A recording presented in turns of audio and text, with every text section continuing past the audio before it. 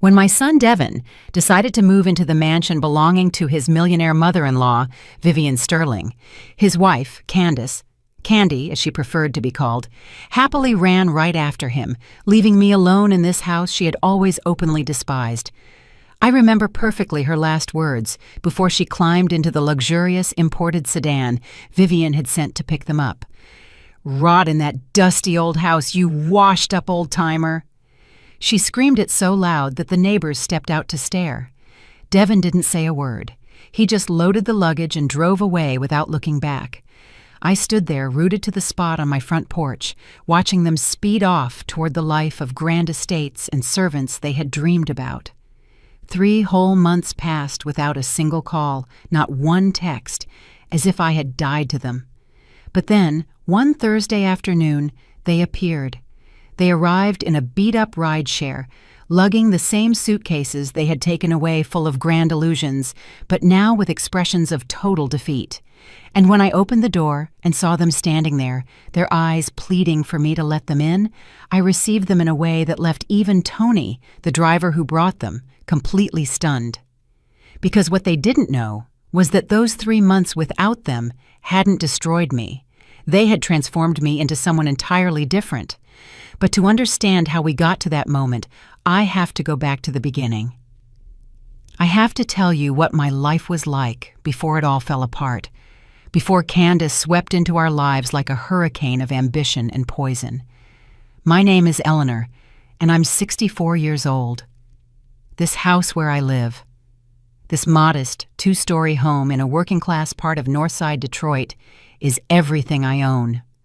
I bought it 30 years ago with the money from my husband's life insurance policy. He died when Devin was only 8 years old, in a construction accident. One day, he left for work, just like always, and he never came home. He left me alone with a little boy, some debt, and that insurance check, which I invested in the only thing that could give us stability: our own roof. I worked for 25 years as an administrative assistant at an accounting office. I didn't earn much, but it was enough. I raised Devin alone. I dressed him, fed him, paid for his schooling, his supplies, his dreams. He never lacked anything, except maybe a father, but I tried to be both. I worked my tail off, pulling double shifts when necessary. I saved every single penny so he could go to college. And he did. He studied, graduated as an engineer, and landed a good job. I was so proud. I thought all my sacrifice had finally paid off. Then Candace showed up. He met her at a company conference 4 years ago. She worked in public relations, always impeccably dressed, always with that air of superiority that made me nervous from the very first moment. When Devin introduced her, I smiled and hugged her like I do everyone, but she barely extended her hand, as if touching me would contaminate her. I should have seen it then. I should have noticed that look that swept over me from head to toe, evaluating my simple dress, my worn-out shoes, and my humble home. They got married 6 months later. It was a small wedding because I didn't have the money for anything big, and Devin didn't want me to go into debt. Candace was in a bad mood the whole day. Her mother, Vivian, didn't even attend. She sent a costly gift and a cold note saying she was on a business trip in Europe. I cooked the food with my own hands. I made my best mac and cheese, collard greens, and fried chicken, everything I knew how to do well. Candace barely tasted a bite. I overheard her telling a cousin, "It tastes like cheap takeout." After the wedding, Devin and Candace moved in with me. It was temporary, they said, just until they saved up enough money for their own place. I was happy. My house felt full again. I fixed up the upstairs room, the biggest one, the one with a view of the little backyard garden. I put out fresh sheets and clean curtains. I thought we were going to be a family. How naive I was. From the very first night, Candace started with her comments. The house smelled old, the walls needed paint, the bathroom was too small, the living room furniture looked like it was pulled from a dumpster. Every single day, she found something new to criticize. At first, Devin would defend her with nervous laughs, saying that she was just used to something else and that I should understand. And I did understand, or at least I tried to. I swallowed my words and my tears and kept cooking, cleaning, trying to make them feel comfortable. The months passed, and things got worse. Candace stopped eating my food.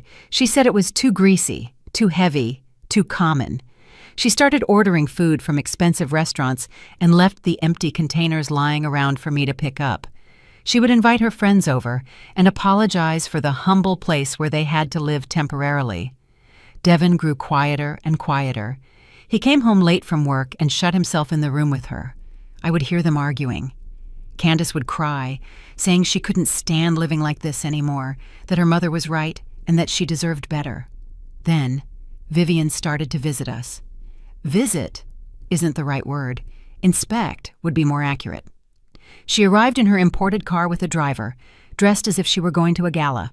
She would enter my house, looking at everything with barely concealed disgust.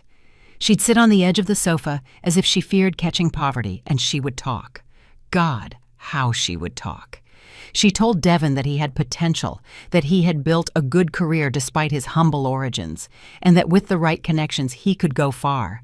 And then she would look at me and smile, a cold smile that didn't reach her eyes.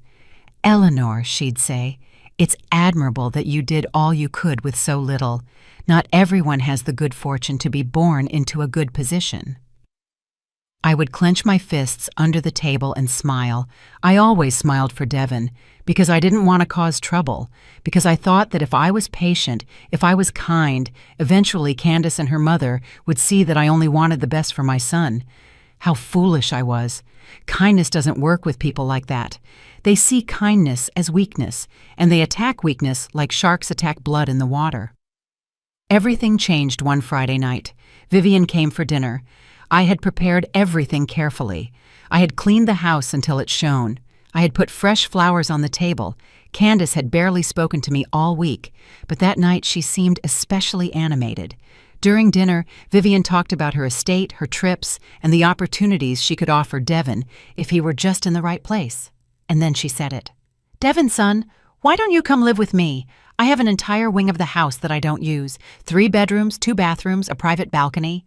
Candace would be so happy there, and you could focus on your career without—" She paused and looked directly at me without any unnecessary concern. The silence that followed was deafening. Devin looked at his plate. Candace's eyes were shining with excitement, and I felt my heart break into pieces, but I still smiled. "Devin has to decide what's best for him," I said, my voice quiet, even though I was screaming inside. And he decided. Of course he decided. A week later, they packed their things. The week that passed between Vivian's offer and the moving day was slow torture. Devin barely spoke to me. When I tried to start a conversation, he would look away and mumble something about being busy. Candace, on the other hand, was radiant. She walked around the house as if she no longer belonged there, as if every second spent here was an insult to her new position. I heard her on the phone with her friends, bragging about the mansion, the gardens, the heated pool. She never mentioned that I existed. It was as if the last 2 years had been erased from her memory. I tried to talk to Devin one last time. It was 2 nights before the move. I found him alone in the kitchen getting a glass of water. I approached carefully, as if I were approaching a startled animal. "Son, are you sure about this?" I asked softly. "This is your home. It will always be your home." He put the glass down on the counter harder than necessary. "Mom, I'm not a kid anymore. I need to build my own life. Candace isn't happy here." "And you?" He didn't answer. He just left the kitchen, leaving me standing there with my words hanging in the air. That was the last real conversation we had before he left. On moving day, a small rental truck arrived. They didn't have many things. Most of the furniture was mine. But Candace made sure to take every single gift I had ever given them, every photo where they appeared alone, as if she wanted to erase any trace of their time in this house. I helped them load the boxes. Devin avoided looking me in the eye. Candace supervised everything with that triumphant smile that pained me so much to see. When they finished loading, Vivian arrived in her luxury car. She didn't even get out. She honked the horn twice, like calling dogs. Candace practically ran to the car. Devin carried the last suitcases and finally looked at me. For a second, Just 1 second, I saw something in his eyes. Guilt, regret.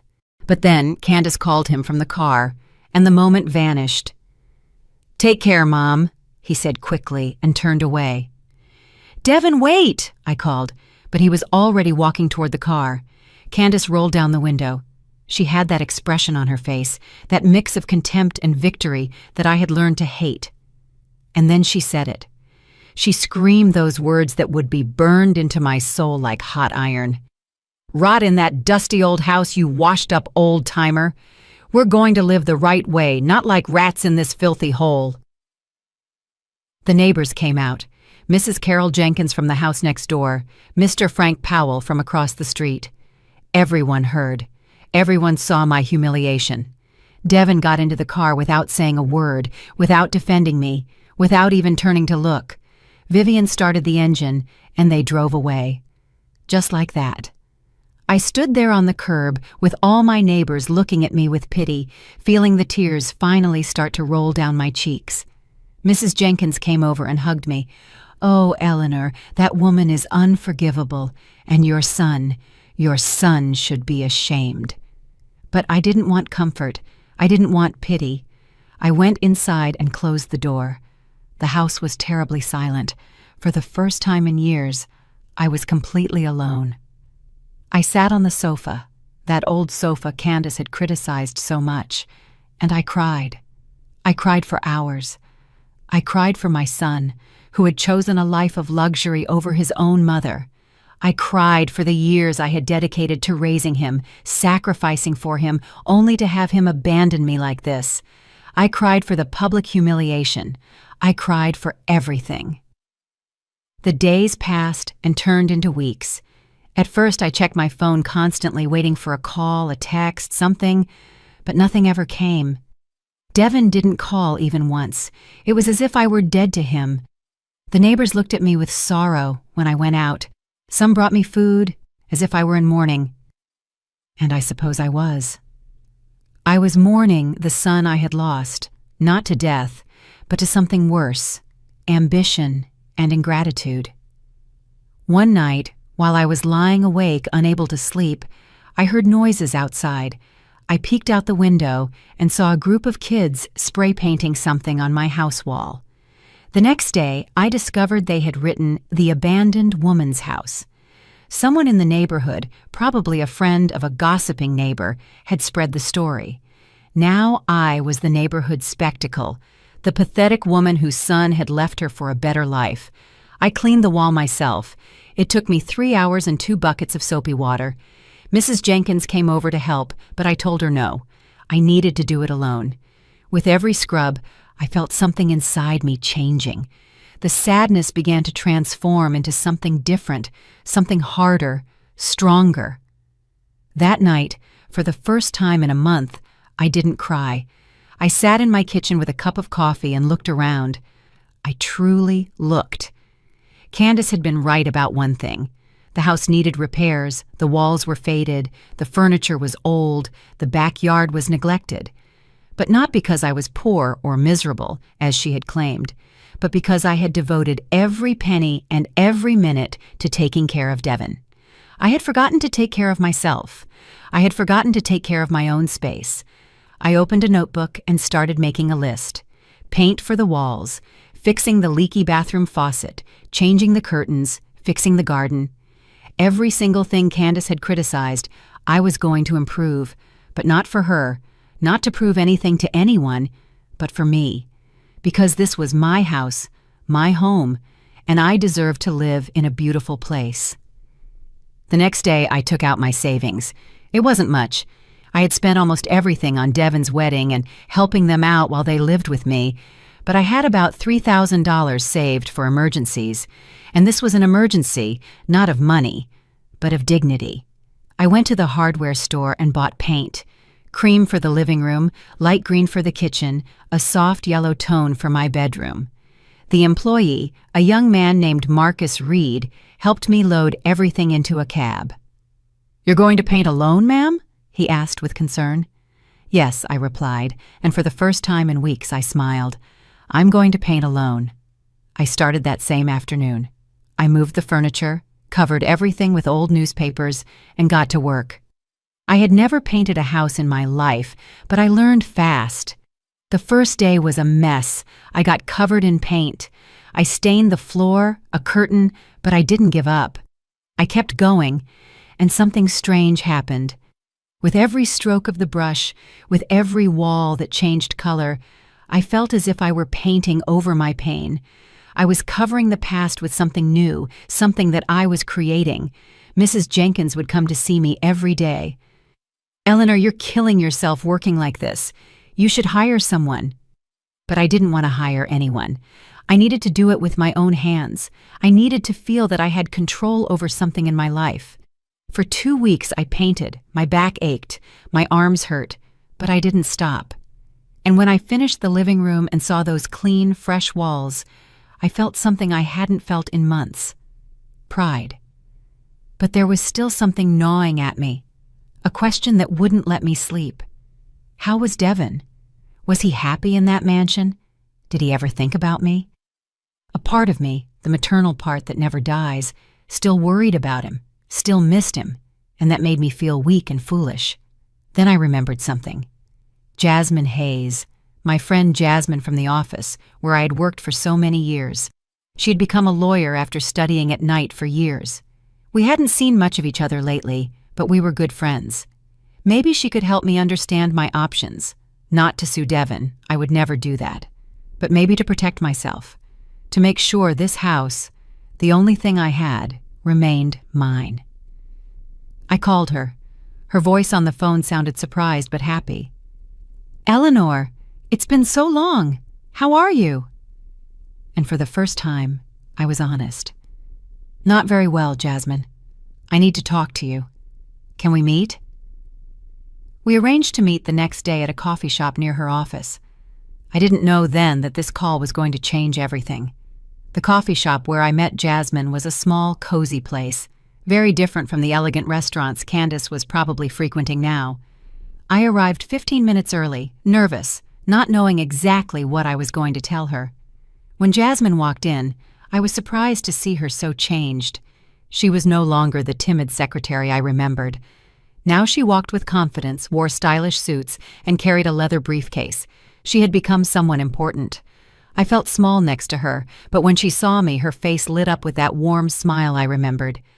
She hugged me tight, and in that embrace, I felt something I hadn't felt in a long time, genuine acceptance. "Eleanor, tell me everything," she said as we sat down. And I told her everything. From the moment Devin met Candace to the day they moved out. I told her about the humiliations, the scorn from Vivian, the cruel words Candace had screamed at me in front of all the neighbors. I told her about the nights I spent sleepless, wondering what I had done wrong as a mother. Jasmine listened in silence, but I watched her expression harden with every detail. When I finished, she took my hand across the table. "Eleanor, what they did to you is unspeakable, but I need to ask you an important question. The house you live in, whose name is it in?" "Mine," I replied. "I bought it with my husband's life insurance 30 years ago. Everything is in my name." Jasmine nodded, thoughtful. "That's good, very good. Does Devin have any document that credits him as a co-owner?" "No, we never did anything like that. Why? Do you think he would try to take my house?" "With people like that millionaire mother-in-law, you never know. But there's something else more important I want you to understand, Eleanor. What Devin did, abandoning you like that, without providing any kind of support, could technically be considered elder abandonment. You are 64 years old. If you wanted to, you could initiate legal action." I froze. Sue my own son? "No, Jasmine, I would never do that. I'm not telling you to do it. I just want you to know that you have rights, that you are not defenseless. Devin has obligations to you, legal and moral, that he chose to ignore. Save every text, document every call, or rather the lack of them. Document everything, not because you're going to use it, but because you never know when you might need it." Her words kept ringing in my head for days. I had rights. I was not defenseless.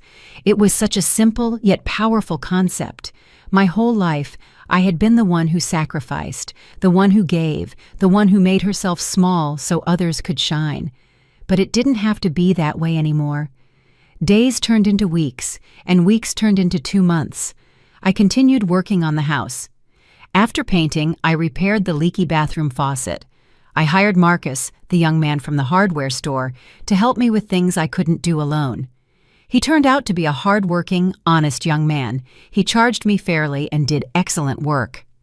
We fixed the garden together, planting new flowers and repairing the fence. I replaced the old curtains with new ones in a light beige color that let in more light. I bought plants for the living room. Little by little, my house was transforming. And I was transforming too. I had lost weight from all the physical work. My skin had more color from spending time in the garden. But the biggest change wasn't physical. It was internal. Something in my gaze had changed. I was no longer the scared, hurt woman who cried every night. I was becoming someone stronger, someone who didn't need anyone's approval to feel valuable. One afternoon, while watering the garden plants, I heard my phone ring. It was an unknown number. For a moment, I thought not to answer, but something made me take the call. "Mom." Devon's voice sounded strange, tense, almost desperate. My heart leaped. After almost 3 months of absolute silence, he was finally calling. "Devon, are you okay?" Yeah, I'm fine. Listen, Mom, I need to ask you a favor. It's important." "A favor? No, I miss you. No, I'm sorry I haven't called. No, how have you been? Just a favor." "What do you need?" My voice sounded colder than I intended. "I need you to lend me money. It's $5,000. I need it urgently. I swear I'll pay you back in 2 months." I stayed silent. $5,000. I had exactly $5,200 in my bank account. It was all my savings, what was left after buying materials to fix the house. It was my security cushion, my peace of mind. "What do you need the money for, Devon?" He hesitated. It's expenses, things that have come up. I can't explain now, but I really need it." "Expenses? Don't you live in a mansion with your millionaire mother-in-law? What kind of expenses could you possibly have?" "Mom, please don't start. Are you going to help me or not?" The coldness in his voice hurt more than any of Candace's shouting. This was my son, the boy I had raised, talking to me as if I were a bank, a resource to exploit. "Devon, I haven't seen you in 3 months. You haven't called even once to ask if I'm alive or dead. And now you call asking for money. Do you really expect me to say yes? I knew you were going to act like this. You're always the same, always playing the victim. Look, if you don't want to help me, just say so." Something inside me broke at that moment, but it didn't break with sadness. It broke with clarity. I finally saw my son for what he had become, a selfish man who only sought me out when he needed me. "No, Devon, I will not lend you the money." The silence on the other end was long. Then I heard Candace in the background, shouting something I couldn't understand. Devon sighed in frustration. "Fine. Perfect. I already knew I couldn't count on you. Goodbye, Mom." And he hung up. Just like that. I stood there in the garden with the phone in my hand, feeling a strange mix of pain and liberation. I had said no. For the first time in my life, I had said no to my son. And although it hurt, it also felt right. That night, I called Jasmine and told her about the call. She let out a low whistle. $5,000? "Eleanor, something is happening at that mansion. Millionaires don't borrow $5,000 unless there are serious problems." "You think so?" "I'm sure of it. Look, I have some contacts. Let me do a little digging on Vivian, the mother-in-law. Sometimes it's good to know who your son is dealing with." I didn't know what to think of that. Part of me didn't want to know. Part of me just wanted to move on with my life, forget about Devon and his new family. But another part, the part that was still a mother, needed to know he was okay. Even if he had abandoned me, even if he had used me, he was still my son. Jasmine called me a week later. Her voice sounded serious. "Eleanor, we need to talk in person. Can you come to my office tomorrow?" When I arrived at her office the next day, Jasmine had a folder on her desk. I sat down, and she handed it to me. I found some interesting things about Vivian. For starters, her mansion isn't hers. She's renting it, and according to my sources, she's behind on payments. I also discovered that her supposed import business is deep in the red. She's been living on appearances, Eleanor, on pure smoke and mirrors. I stared at the papers, unable to believe it. But the luxury car, the clothes, all rented or on credit. Vivian was indebted up to her neck, and there was more. Apparently, she's been charging Devin and Candace rent. She charges them for the room, the food, everything. Your son isn't living for free in a mansion. He's paying for that privilege, and it seems Vivian is squeezing every penny out of them she can. I felt a mixture of emotions, satisfaction because Candace wasn't living the fairy tale she had imagined, but also concern. Devin was my son, after all. Even though he had abandoned me, I didn't want him to suffer. "What do I do with this information?" I asked. Jasmine shrugged.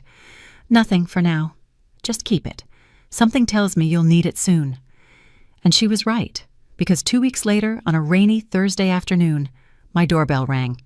And when I opened it, there they were, Devin and Candace with their suitcases and faces of defeat, silently begging for me to let them in. And Tony, the rideshare driver who had brought them, watching the whole scene with wide eyes. But now, I was no longer the same woman they had left behind, and what I was about to do would leave everyone speechless. When I opened the door and saw Devin and Candace standing there with their suitcases soaked by the rain, time seemed to stop. Exactly 3 months and 2 weeks had passed since I last saw them. 3 months and 2 weeks since Candace had screamed those cruel words at me in front of the entire neighborhood. And now they were here at my door, wearing the same expensive clothes they wore when they left, but now wrinkled and stained. Candace no longer had that expression of superiority. Her eyes were red and swollen. Devin couldn't look at me directly. Tony, the driver, was unloading more suitcases from the car. I recognized those suitcases. They were the same ones they had left with, but now they looked beaten up, scratched, as if they had been carelessly tossed around. "Mom," Devin finally spoke. His voice sounded broken. "We need to talk to you. Can we come in?" I didn't move. I just stood there in the doorway looking at them. Candace was wrapped in a thin sweater that clearly wasn't enough for the rain. She was trembling, but I didn't know if it was from the cold or from something else. I noticed she was wearing the same green dress she had worn on moving day. That dress that had surely cost more than I made in a month was now dirty at the hem. "Talk?"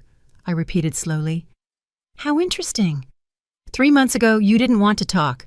3 months ago, you only wanted to go live your life of luxury and leave me to rot in my dusty old house, you washed-up old-timer. Weren't those the words you used, Candace?" Candace flinched. For the first time since I'd known her, I saw her speechless. She opened her mouth, but no sound came out. Devin took a step forward. "Mom, please. We made a mistake. A huge mistake. Vivian, things didn't work out the way we expected." "Didn't work out the way you expected?" My voice sounded harder than it ever had. "What didn't work out the way you expected? The mansion wasn't grand enough. The food wasn't expensive enough. Or perhaps it was that Vivian turned out not to be as generous as you thought." Tony finished unloading the suitcases and approached. "Ma'am, that'll be $120 for the ride." Devin paled. I don't have cash right now. Do you accept a transfer?" "The app isn't working for me with this rain. I need cash." There was an awkward silence. Devin searched his pockets. Candace opened her purse and pulled out a wrinkled $50 bill. Between the two of them, they managed to scrape up $115. They were $5 short. I watched the scene without saying a word. These were the same two people who, just months ago, had left in a luxury car, bragging about their new life, and now they couldn't pay a taxi. Tony looked at me expectantly. He knew what he was waiting for, that I, the good, self-sacrificing mother, would pull out the missing $5 and solve the problem, just as I always did. But I just crossed my arms. "I'm sorry, Tony. I didn't order this cab." Devin's eyes widened in surprise. Candace looked on the verge of tears. Tony sighed in frustration. "Look, folks, I need to get paid. I have a family to support." "We'll pay you," Devin said desperately. "Give me 2 days, and I'll transfer you everything. Tip included, I swear." Tony didn't look convinced, but he finally accepted the $115. 2 days. If I don't get the rest, I'll have to report this. He got back into his car, muttering something about problematic customers, and drove off, leaving the three of us standing there under the rain that was starting to pour. Devin picked up a suitcase. "Mom, please. We're soaking wet. Can we come inside?" I looked behind me at my house, my clean, newly painted house, my sanctuary that I had built with my own hands over the past 3 months, the place where I had finally found peace after years of being belittled and used. And then I looked at my son and his wife standing there, expecting me to do what I had always done, sacrifice myself for them. "No," I simply said. The silence that followed was absolute. Even the rain seemed to stop for a second. Devin looked at me as if he hadn't understood the word. "What?" I said no. "You cannot come into my house." Candace let out a sob. "Eleanor, please, we have nowhere to go. Vivian threw us out. She threw us out without money, without anything. We've been sleeping in cheap motels for the last 4 days, but we don't have any money left. Please, just for tonight." "Just for tonight?" I repeated.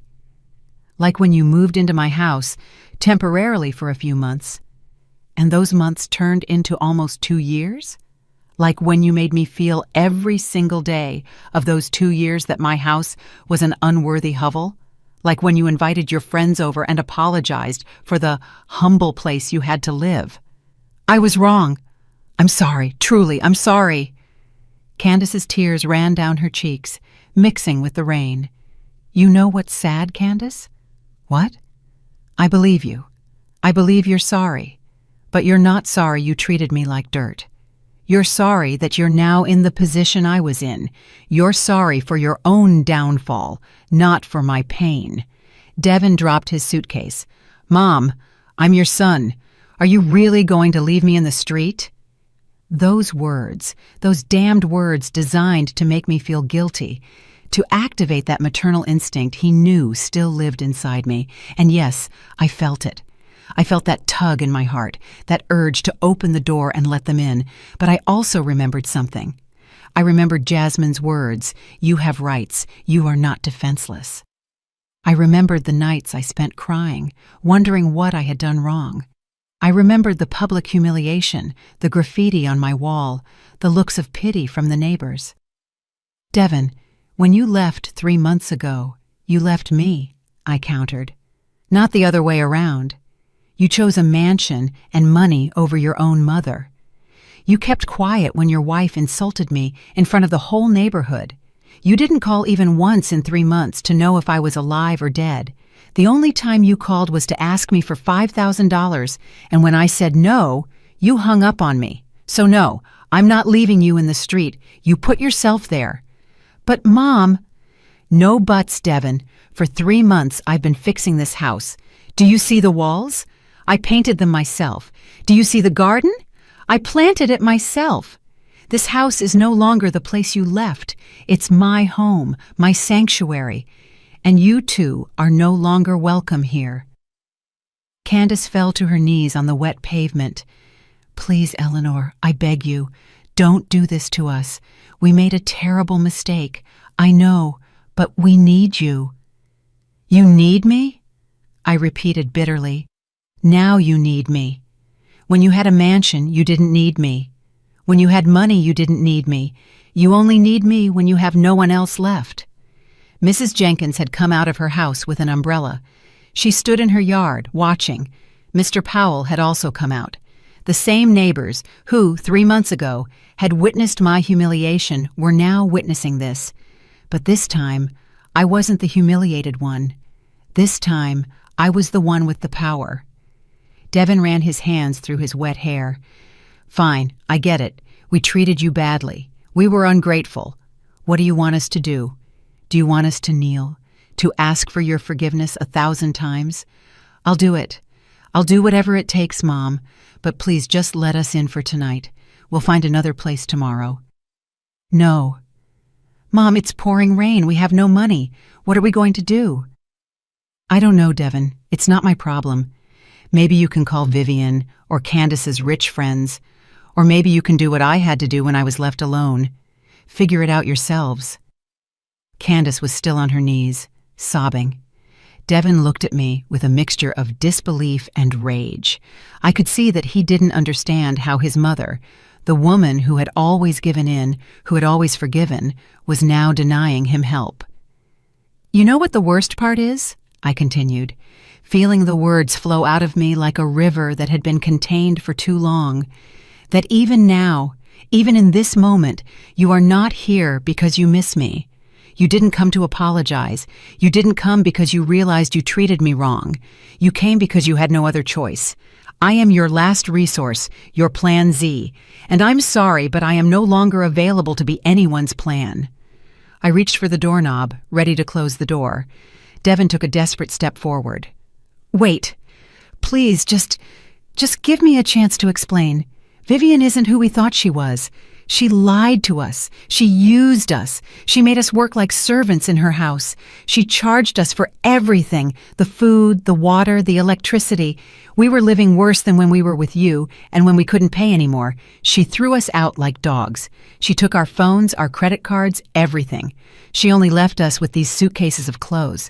Mom, we made a terrible mistake, but we're family. You always say family is the most important thing. I looked him directly in the eyes. I used to say that, but family goes both ways, Devon. And you showed that to you? I wasn't family. I was convenience. And with that, I stepped inside and closed the door. I heard Candace scream my name. I heard Devon pound on the door, but I didn't open it.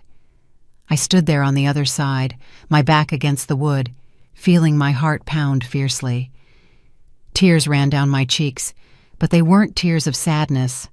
They were tears of liberation. Outside, the knocking continued for a few more minutes. Then I heard voices. Mrs. Jenkins had come out with her big umbrella and was offering to take them to a nearby shelter. Mr. Powell offered them money for a motel. My neighbors, the people Candace had so despised, were showing more compassion than I was. But that was their decision. I had made mine. That night, I didn't sleep. I sat in my newly painted living room, drinking tea, thinking about everything that had happened. Part of me felt guilty. Part of me wanted to run out and bring them back. But another part, the stronger part, knew I had done the right thing. For the first time in my life, I had chosen my own dignity over someone else's needs, and it felt terrifying. But it also felt good. The next morning, I woke up early after sleeping only a few hours. My first thought was of Devon and Candace. Where had they spent the night? Were they okay? That maternal voice inside me still worried, still felt that tug of guilt. But I forced myself to get up, prepare coffee, and sit in my newly fixed garden. The flowers I had planted were blooming. The morning sun made the leaves, wet from last night's rain, sparkle. Everything looked clean and fresh, new. Mrs. Jenkins knocked on my door around 9 o'clock. She brought freshly baked sweet rolls and that expression of concern I knew so well. "Eleanor, are you okay?" she asked as she came into the kitchen. She paused when she saw the painted walls, the new details. "Oh, but your house is beautiful. I haven't been in here since you started fixing it up." "Thank you, Carol. Sit down. I'll pour you some coffee." We sat at the small kitchen table. Carol fiddled with her cup, clearly wanting to say something, but not knowing how to start. "Say it," I finally told her. "I know you came to talk about last night." She sighed. "I took them to Pastor Michael's church shelter. He gave them a room for 3 nights. Eleanor, they looked destroyed. Candace didn't stop crying the whole way. Devon barely spoke." I felt that familiar weight in my chest. "And you came to tell me I was too hard on them." "No," Carol replied, surprising me. "I came to tell you I'm proud of you. What you did last night took courage that few of us have. I saw how they treated you, Eleanor. I saw them leave here as if you were garbage. And now they show up expecting everything to be fine. "No, honey, you did the right thing." Her words lifted a huge weight from me. I had feared everyone would think I was a cruel, heartless mother, but Carol, who had known me for 20 years, who had seen everything, supported me. "But are they okay?" I asked, despite everything. "Do they have food?" "The church gives them meals, and Frank gave them $200, more than they deserve if you ask me, but you know Frank, he has a heart of gold." I nodded, feeling a mix of relief and something else, something I couldn't fully identify. I didn't want Devin to suffer, but I didn't want to rescue him either. It was like walking an emotional tightrope. The following days were strange. I knew Devin and Candace were at the shelter just 4 blocks from my house, but I didn't go to see them. I didn't call. I continued with my life. I kept working on the house details. Marcus came to install new light fixtures in the living room. The place looked more and more welcoming, more like a true home. One afternoon, while watering the garden plants, I heard voices in the street. It was Candace. She was talking to someone on the phone, practically shouting, "I don't care what you have to do. I need you to help me. I'm your cousin, remember? Or did you forget when I lent you money for your business?" There was a pause, then Candace shouted in frustration and hung up. I watched her walk down the street with her shoulders slumped, defeated. She was wearing the same clothes from 3 days ago. Her hair, which had always been perfectly styled, was now messy and dull. I hid behind the fence so she wouldn't see me, feeling a mix of satisfaction and pity. Jasmine called me that night. "How are you? I heard what happened." "How did you find out?" "Eleanor, you live in a neighborhood. News travels. Carol is friends with my aunt. She told me everything. And let me tell you something, you did the right thing." "I don't feel good about it." "You're not supposed to feel good. You're supposed to feel strong. There's a difference. Do you regret it?" I thought about her question. Did I regret it? "No," I finally replied. "I don't regret it." "Good, because I have more information about Vivian that I thought you'd want to know. I can come to your house tomorrow." The next day, Jasmine arrived with another folder. We sat in my living room, and she spread several documents on the coffee table. Vivian is in serious financial trouble. She has lawsuits from 3 different creditors. The house she rents is going to be foreclosed on next month. Her import business never actually existed. It was a front for money laundering, and now the authorities are investigating her. Eleanor, that woman is headed for jail. I was speechless. Does Devin know all this? I don't think so. Vivian is very good at keeping up appearances. But there's more. I found out that she charged Devin and Candace $2,000 a month for that room. $2,000. And that doesn't count food and other expenses. She squeezed them until they were dry. That's why your son asked you for the $5,000. He was desperate trying to pay the debts he had with Vivian. $2,000 a month, I repeated incredulously. They could have rented a decent apartment for that price. Exactly. But Vivian convinced them that living in the mansion was an investment in their future, that the connections they would make would be worth it. Lies. There were no connections, no opportunities. There was only exploitation. I looked at the documents, feeling a mix of emotions. On one hand, I was right to have refused to give Devin money. That money would have gone straight into Vivian's hands. On the other hand, my son had been the victim of a professional manipulator. "What do I do with this information?" I asked. "Nothing for now. I just wanted you to know the full truth. Devin and Candace made bad decisions, yes, but they were also manipulated by someone much more skilled than them." After Jasmine left, I sat thinking for hours. Devin wasn't a bad man. He was weak. He had made the wrong choice. He had been dazzled by promises of wealth and status, but deep down, he was still my son, the boy I had raised. But I also understood something else. The fact that he had been manipulated didn't erase what he had done to me. It didn't erase the humiliations, the abandonment, the disrespect. One thing did not cancel out the other.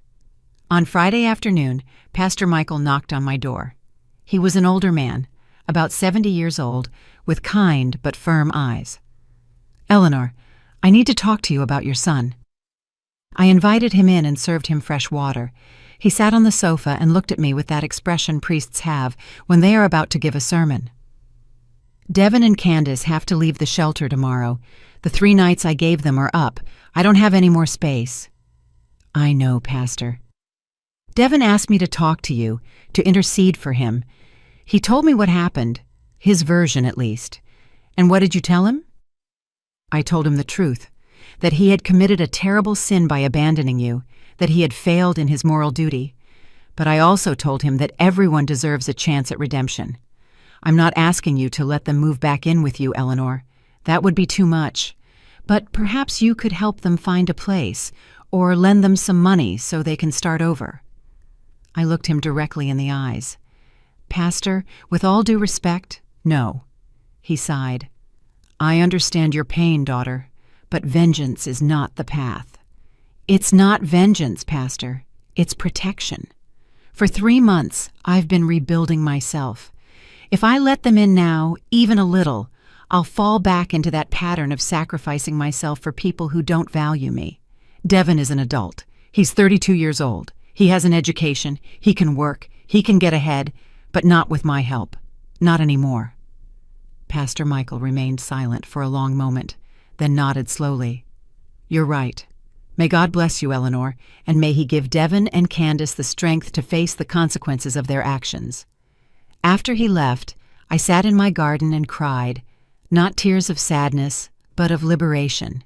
Every person who came expecting me to yield, to be the self-sacrificing, long-suffering mother, left understanding my position. I wasn't being cruel. I was being strong. That night, alone in my beautiful, quiet house, I knew I had crossed a point of no return. There was no going back. Devin would have to find his own way, and I was finally finding mine. On Saturday morning, I woke up with a strange feeling of peace. For the first time in months, I had slept through the night without nightmares, without waking up thinking about Devin. I prepared a quiet breakfast, coffee with toast, and sat in my newly fixed garden to enjoy the morning sun. Butterflies fluttered around the new flowers. Everything felt perfect. Then the doorbell rang. My heart skipped a beat. Was it Devin again? Was he coming to beg again? I took a deep breath and went to open it. To my surprise, it was Marcus, the young man from the hardware store who had helped me with the repairs. "Good morning, Mrs. Eleanor. I hope I'm not bothering you so early." "Not at all, Marcus. Is something wrong?" He smiled shyly. "No, nothing bad. It's just that my grandmother has a cat that had kittens 2 months ago. They're ready for adoption now, and I thought maybe you'd like one. This house feels so cozy now. It would be perfect for a pet." The idea took me by surprise. I had never had pets. Devin was allergic as a child, and after that, I simply never thought about it. But now, looking at my renovated house, my rebuilt life, the idea of having a small living being to keep me company sounded wonderful. "What color are they?" "There are 3. One is completely white, another has orange and black patches, and the last one is gray with green eyes. They're very affectionate, ma'am, and they're already litter trained." "I'd like to see the gray one," I said impulsively. An hour later, Marcus returned with a cardboard box. When he opened it, the most beautiful kitten I had ever seen appeared. Soft gray fur, bright green eyes, small and perfect. She looked at me with curiosity and meowed softly. "She's precious," I whispered, taking her in my arms. The kitten immediately snuggled against my chest, purring. I felt something melt inside me. "I'll keep her." Marcus smiled broadly. "I knew you'd like her. My grandmother says this one was the most affectionate of all, as if she were waiting for the right person." After Marcus left, I sat on the sofa with the kitten on my lap. I stroked her gently while she purred. "You need a name," I told her. I thought for a moment and smiled. "I'll call you Luna, because you arrived just as my life is starting over, like a new moon."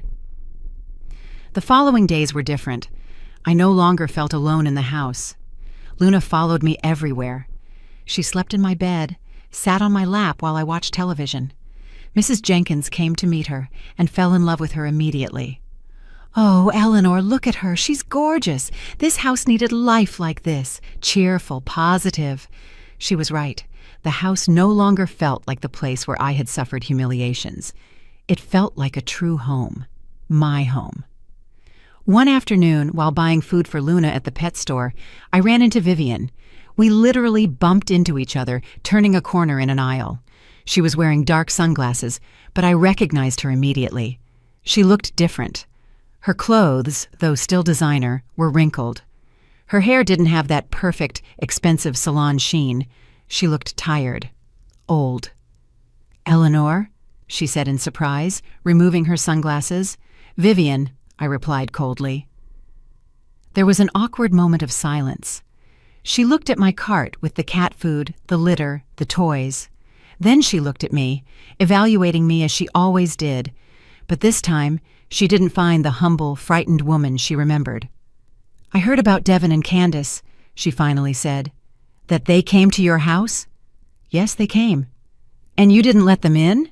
"No." She let out a bitter laugh. "I don't blame you. They were both fools. I thought Devin had more guts, more ambition, but he turned out to be as weak as his father probably was." Rage exploded inside me. "Don't you dare talk about my husband. He was worth 1,000 times more than you. He was an honest, hard-working man, not a liar who lives on appearances." Her eyes narrowed. "What did you say?" "What you heard. I know everything about you, Vivian. I know your mansion is rented. I know you're in debt. I know you charge Devin and Candace $2,000 a month for a room. I know everything." Her face paled. For the first time since I'd known her, Vivian looked small, vulnerable. "You don't know anything," she mumbled, but her voice lacked conviction. "I know enough. I know you used my son. You squeezed him until there was nothing left to take. And now, when things get tough for you, you threw them out like garbage, just like they did to me. They made their own decisions." "Yes, they did. And now they're paying for them, just as you'll pay for yours. I've heard the authorities are very interested in your import business. Or should I say, your non-existent business." Her face twisted into fury. "Watch what you say, you old busybody." "Oh? You're going to sue me?" "Go ahead.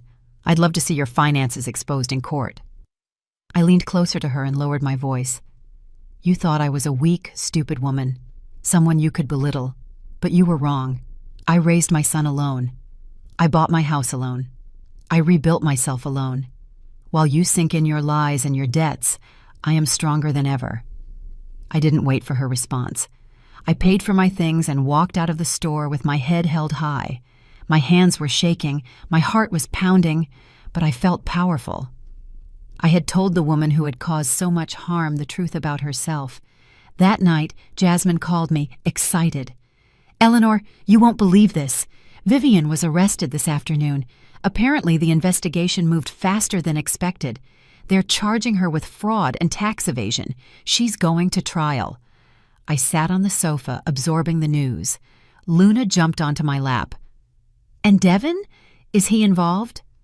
"No, he didn't know anything. He was just a victim of his mother-in-law. But this means that any hope they had of recovering the money they gave Vivian is gone.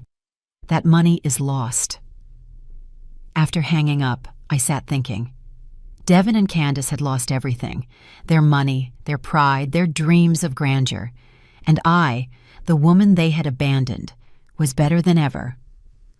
On Sunday, I decided to do something I hadn't done in years. I went to the park alone. I walked the trails, watched families playing, couples holding hands. Before, those scenes would have made me feel lonely and sad. But now I felt free. I didn't need anyone to be happy. I had my house, my kitten, my inner peace. On a park bench, I met a woman named Ruth. She was about my age with perfectly styled white hair and a kind smile. We started talking, and it turned out she also lived alone. She had also overcome a difficult family situation with her children. "It's liberating, isn't it?" she told me.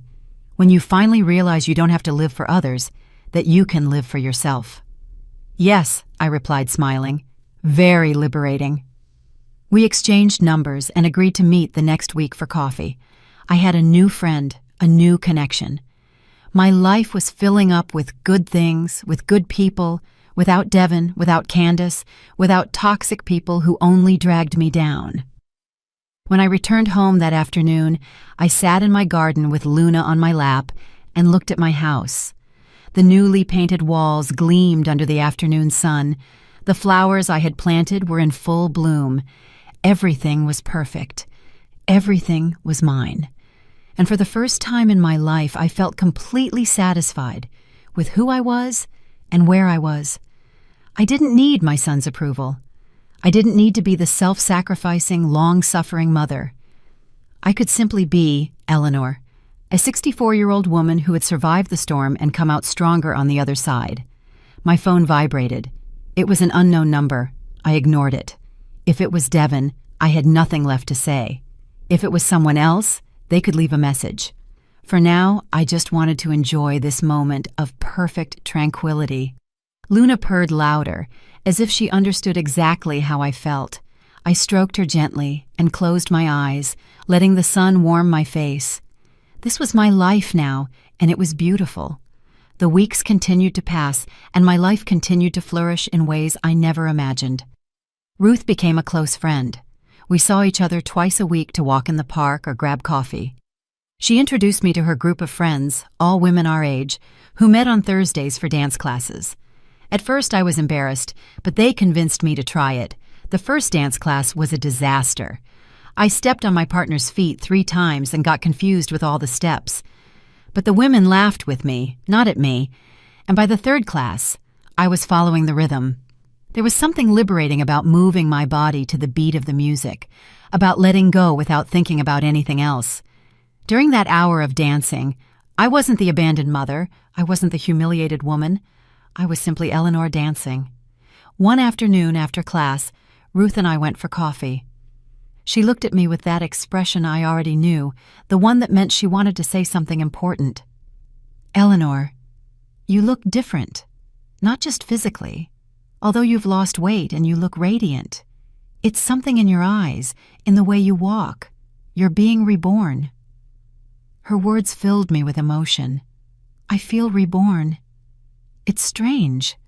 I thought Devin's abandonment would destroy me, but it actually freed me. Sometimes people have to leave our lives so we can discover who we really are without them, she said wisely. Meanwhile, I had heard things about Devin and Candace through neighborhood gossip. After leaving the church shelter, they had found a tiny room in a boarding house on the poorer side of town. Devin had found work as a bicycle delivery person, something he never would have considered before. Candace was working cleaning houses. The same woman who had rejected my food for being too common was now scrubbing other people's floors to survive. Mr. Powell told me he had seen them one afternoon. They looked exhausted, Eleanor, defeated. Devin saw me and looked down. He didn't even say hello. The shame was all over his face. I didn't feel satisfaction hearing that, but I didn't feel pity either. I just felt a kind of quiet neutrality. They were living the consequences of their choices, just as I was living the consequences of mine. One day in October, while watering my plants, I saw someone approaching my house. It was Candace, alone. She looked unrecognizable. Her hair was pulled back in a simple ponytail, no makeup. She wore old jeans and a worn-out t-shirt, but the most striking thing was her expression. There was no trace of the arrogance she used to wear like a crown. There was only weariness and humility. She stopped in front of my fence. "Eleanor, can we talk?" I put down the hose and looked at her. "Does Devin know you're here?" "No, he doesn't want to come. He says he's too proud to beg again, but I need to talk to you." I considered telling her to leave, but something in her posture, in that genuine humility I had never seen in her, made me hesitate. 5 minutes out here." She nodded gratefully. She stayed on the other side of the fence, as if respecting an invisible boundary. "I want to apologize. I know it doesn't mean anything coming from me. I know I was awful to you, but I need you to hear it anyway." "Okay, I'm listening."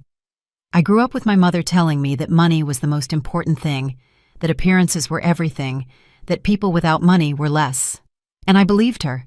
I married Devin because I saw potential in him, but also because I thought I could mold him, turn him into the rich, successful man my mother wanted. When we lived with you, every day reminded me of what I didn't want to be: poor, simple, ordinary. So I attacked you. I made you feel small so I could feel big. She paused, wiping away the tears that were starting to fall.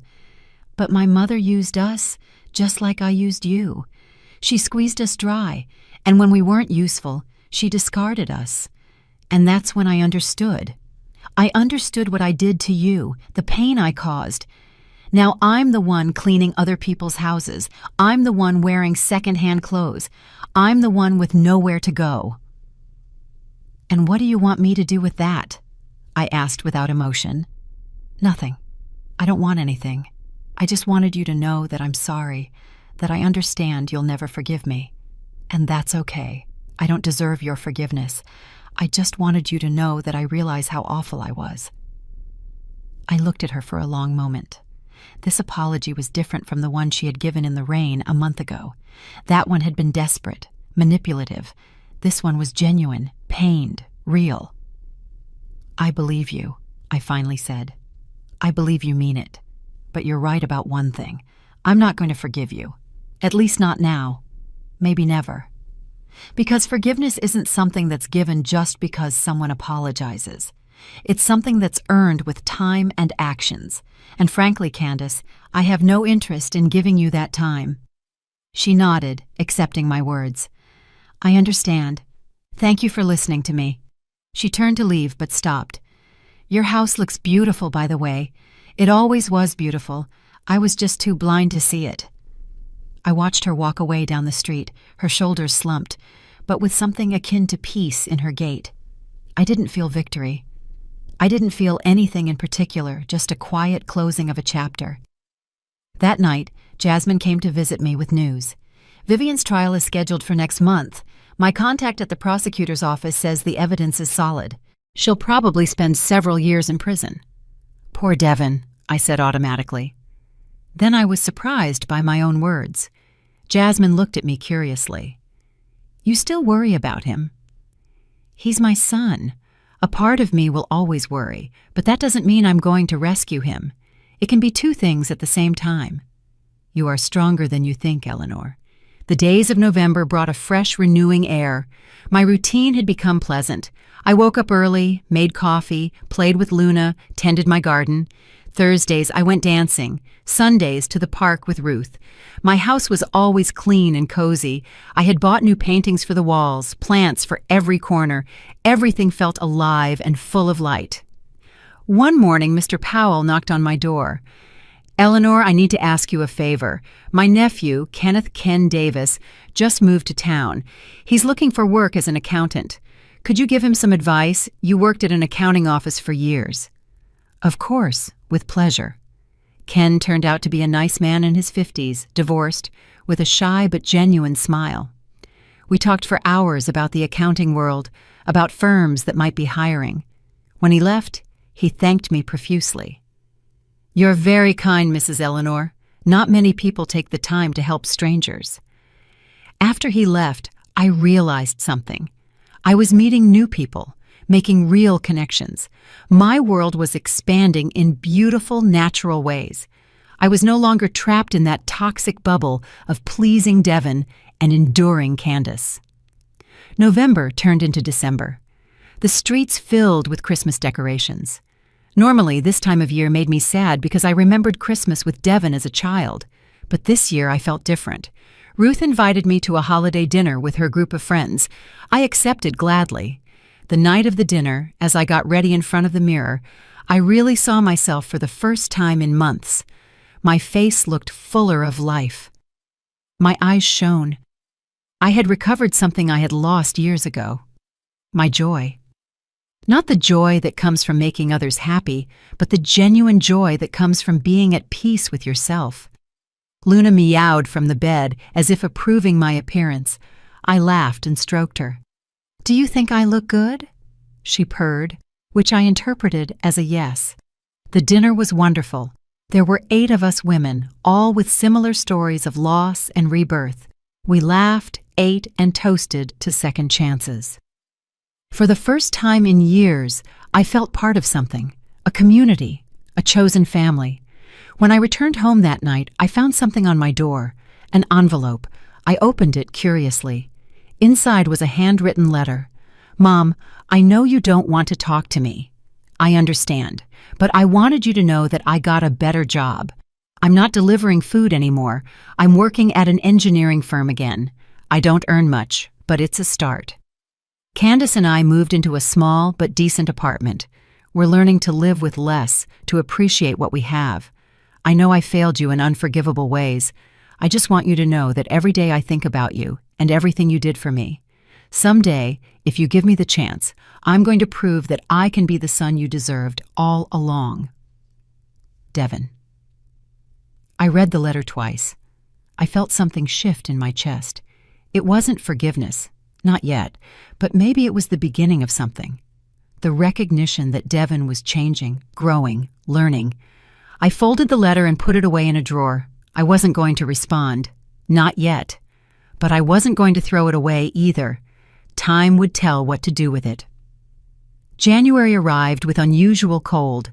I had ended the year surrounded by my new friends, celebrating at Ruth's house with a simple but joyful dinner. For the first time in decades, I didn't spend New Year's thinking about what I lacked, but thanking God for everything I had gained. One morning in mid-January, while having coffee in my garden wrapped in a thick sweater, I saw a car stop in front of my house. It was an old, beat-up car. Devin got out of the driver's seat. Candace got out on the other side. Both looked different from the last time, thinner, more serious. But there was something in their faces I hadn't seen before. Determination. Devin carried a box in his hands. They approached my fence and just stood there, waiting. They didn't ring the doorbell, they didn't shout, they just waited for me to decide if I wanted to talk to them. I looked at them for a long time. Luna was in my lap, purring. My coffee was hot, my garden was beautiful. I had everything I needed. I could simply ignore them and go inside. But something about the way they were standing there, respectful, patient, made me get up. I walked toward the fence, but I didn't open it. "What do you want?" Devin lifted the box. "We brought this. It's all the documents for the house. Deeds, receipts, everything is in your name, but we want you to know that we would never, ever try to take your home. I talked to a lawyer and signed this." He pulled out a piece of paper. "It's a legal waiver of any right to the property. Even though I technically had no right, I wanted it in writing, so you never have to worry." I took the paper and read it. It was exactly what he had said. A signed and notarized legal declaration. Devin relinquished any claim to my house now and in the future. "Why?" I asked. "Because you sacrificed everything for me for 30 years. You bought this house to give me a home. You worked yourself ragged to give me an education, and I repaid you by spitting in your face. The least I can do is make sure no one can ever take the only thing you have." Candace stepped forward. "Eleanor, I also want you to know something. I got a stable job cleaning offices. It doesn't pay much, but it's honest. And every day when I clean floors, I think about you, about how you cleaned your house with such care while I mocked it, about how you cooked delicious food while I rejected it. I learned that honest work has dignity, something my mother never taught me." "My mother is going to prison," Devin continued. 5 years, the judge said. "Part of me feels relieved. She can't manipulate anyone else. Candace and I are in therapy. We're trying to understand why we made the decisions we made, why we were so cruel to you." I looked at both of them. There was something genuine in their words, something that hadn't been there before. "I'm glad you're working on yourselves truly, but that doesn't change what happened." "We know that," Devin said. "We're not here asking for forgiveness. We don't deserve your forgiveness. We just wanted you to know that we are changing, that we learned, and that if someday, maybe years from now, you decide to give us another chance, we'll be ready. But if you never do, we'll understand that too." I took the box of documents. "Anything else?" Candace pulled an envelope from her purse. "This is for you. It's $500. I know it's not much compared to everything you gave us, but it's what we could save in these months. And every month, we're going to give you more until we've paid back everything we owe you. Every single penny you spent on our wedding, our food, everything." "I don't want your money," I said automatically. "Please, accept it," Devin insisted. Not for us, but for you, because you deserve to recover what you invested in us, because you never should have had to pay for any of it." I stared at the envelope. $500, a small amount, but for them, in their current situation, it surely had required months of saving and sacrifice. "Fine," I finally said, taking the envelope. "I will accept it. But let it be clear, this does not mean things are okay between us. This does not mean I have forgiven you." "We know," they both said in unison. "You have a long road ahead of you if you truly want to prove you've changed. Not with words, with actions. For years." Devin nodded, and for the first time, I saw tears in his eyes. "I'm going to spend the rest of my life trying to be the son you deserved, Mom. Even if you never forgive me, even if you never want to see me again, I'm going to try anyway." They turned to leave. I watched them walk to their beat-up car, get in, and drive away. This time, I didn't feel satisfaction or pain, just a kind of quiet closure. They had come with humility, recognized their mistakes, and taken responsibility. Did that mean everything was forgiven? No. Forgiveness doesn't work that way. It doesn't arrive in a dramatic moment with pretty words. It arrives slowly with time, with consistent actions that demonstrate real change. That afternoon, Jasmine came to visit me. I told her about Devin and Candace's visit. She examined the legal documents and nodded in approval. "This is solid. Your house is completely protected, and the fact that he did this without you asking says something, Eleanor."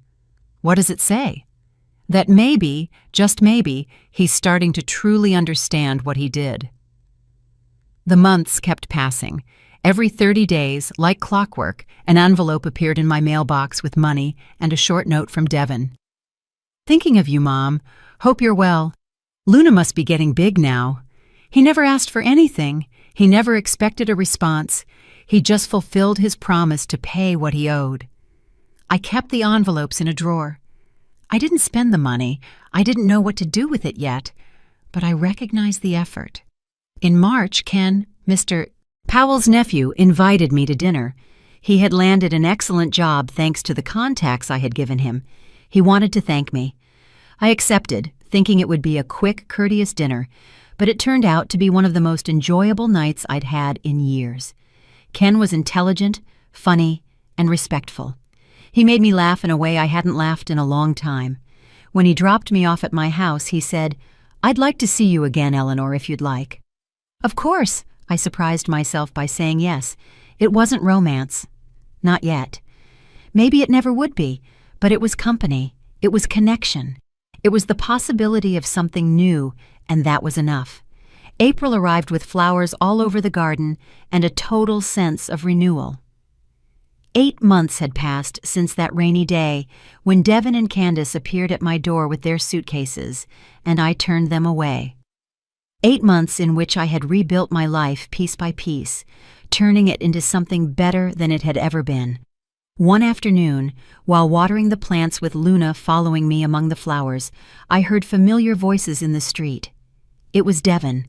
He was talking to Mrs. Jenkins, helping her carry her grocery shopping to her house. I watched him from my garden without him seeing me. He looked different, thinner but stronger.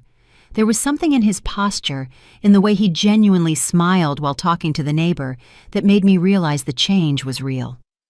When he finished helping Carol, he saw me. He froze for a second, then raised his hand in a shy wave. I nodded my head. It wasn't much, but it was more than I had given him in months. I saw his face light up with hope before he continued on his way. That night, Ken came for dinner. We had been seeing each other regularly for 2 months. Nothing serious, just dinners, walks in the park, long conversations about life.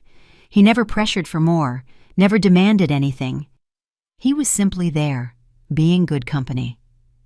"Your garden is beautiful," he commented as we had dinner on the patio. "It's like it exploded with life." "That's how I feel," I replied, smiling. Like I exploded with life after years of being asleep. He took my hand across the table. "I'm glad I met this Eleanor, the strong woman who lives for herself." After Ken left, I sat in my living room with Luna on my lap. thinking about everything that had changed. This house that Candace had so despised was now a beautiful refuge. The walls I had painted with my own hands shone under the warm light of the new lamps. The furniture she had called garbage was now clean and tidy, full of character and memory. Every corner told the story of my rebirth. Devon's monthly envelope arrived as usual, but this time there was something else inside, besides the money. A photo. It was of him and Candace in what looked like a park, both smiling genuinely in simple but clean clothes. Behind the photo was a note. We signed up for community cooking classes. Candace learned to make mac and cheese. It's not as good as yours, but she's trying. I'm trying too, Mom, every day. I put the photo away with the other letters. The drawer was full now of 8 months of envelopes, silent apologies, and constant effort. Maybe it was time to acknowledge that effort. In May, Ruth organized a dance group gathering at my house.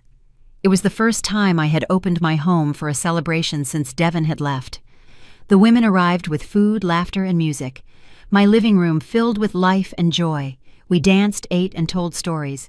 Mrs. Jenkins brought old neighborhood photos, and we spent hours reminiscing. "Look at Eleanor," Ruth said, raising her glass. "A year ago, she was a broken woman. Today, she is a woman who shines for second chances." 2 second chances, we all repeated. That night, after everyone had left, I sat in my garden under the stars. Luna was asleep on my lap. The warm breeze carried the scent of the flowers. Everything was peaceful. Then I heard the gate. It was Devon, alone without Candace.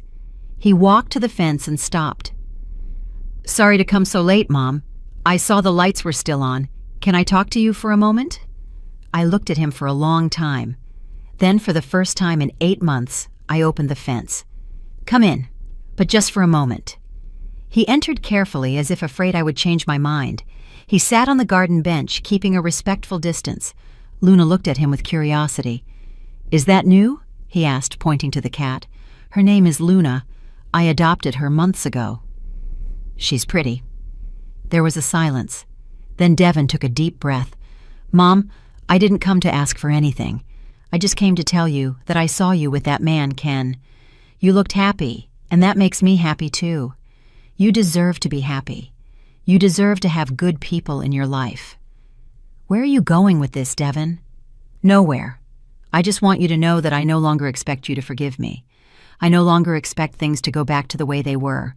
I just hope that someday when you see me on the street, you don't feel pain, that you look at me and feel nothing, indifference, because even that would be better than what I deserve." His words surprised me. There was no plea in them. There was no manipulation, just honest acceptance of the consequences. "Devon," I said slowly, "I don't feel indifference when I see you. I still feel pain, but I also see your effort. I see that you've changed. I don't know if we can ever have a relationship again, but I acknowledge that you are trying." I saw tears roll down his cheeks. "That's more than I expected to hear. Thank you, Mom." He got up to leave, but I stopped him. "Devon, come to dinner next Sunday, you and Candace. I don't promise that everything will be okay, but it's a start." His face lit up with careful hope. "Really? Really?" 2:00 in the afternoon. Don't be late." After he left, I stayed in the garden, feeling a mixture of emotions. I hadn't completely forgiven them. Maybe I never would. But I was willing to give them an opportunity to demonstrate that the change was real and permanent. Sunday arrived. Devon and Candace showed up exactly at 2:00, bringing flowers for the garden and a framed photo of me that they had restored. It was from when Devon was little, both of us smiling in this very garden. The dinner was awkward at first, forced conversations, long silences, but little by little, we began to talk for real. Devon told me about his job, about how he was rebuilding his career. Candace told me about therapy, about how she was learning to value simple things. It wasn't magical. There was no hug or dramatic crying. But it was a beginning, a small first step towards something that, perhaps with years of work and honesty, could become a new relationship. When they left that afternoon, I stood in my doorway, watching them get into their old car. Mrs. Jenkins approached from her garden. "Did you forgive them?" she asked. "No," I replied honestly. "But I'm giving them the opportunity to earn that forgiveness. If they truly want it, they'll have to work for it for a long time." That night, sitting in my living room with Luna purring on my lap, I reflected on my life. I had gone from being a broken, humiliated woman to a strong, complete woman. I had my beautiful house, my wonderful friends, the possibility of a new love with Ken, and now perhaps the possibility of a rebuilt relationship with my son. The past no longer had power over me. Candace's cruel words, Devon's abandonment, Vivian's manipulation, all that was history. I had survived the storm and come out on the other side stronger, wiser, and more whole. My phone vibrated. It was a text from Devon. "Thanks for today, Mom. It was more than we deserved. We love you." I smiled and put the phone away. I didn't reply. Not yet. But maybe tomorrow or next week. Because now I was in control. I decided the terms. I chose my own peace. Luna stretched her paws and yawned. I stroked her gently as I looked out the window at my moonlit garden. Every flower I had planted was a symbol of my rebirth. Every wall I had painted was a declaration of my independence. This house was no longer a place of pain. It was my sanctuary, my victory, my home. And I, Eleanor Thorne, at 64 years old, was finally, truly living. Not for others, not out of obligation, but for myself, for my happiness, for my peace. The past had lost its power, and the future shone with infinite possibilities. Did you like my story? And which city are you listening from? Let's meet in the comments. If you liked the story, you can support me by sending a super thanks so I can keep bringing more stories like this. Thank you so much for your sweet support. I'm looking forward to your comments on the story. On the screen, you can see 2 new life stories that I highly recommend. There's so much more on my channel. Don't forget to subscribe. See you in the next life story. With love and respect.